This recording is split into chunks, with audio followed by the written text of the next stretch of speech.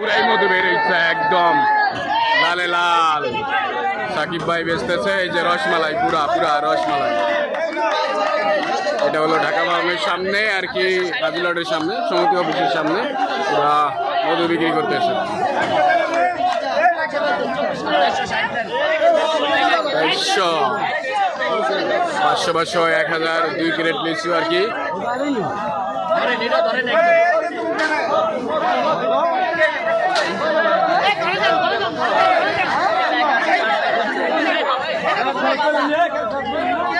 এবারও বের হয়ে যাচ্ছে মধু মধু।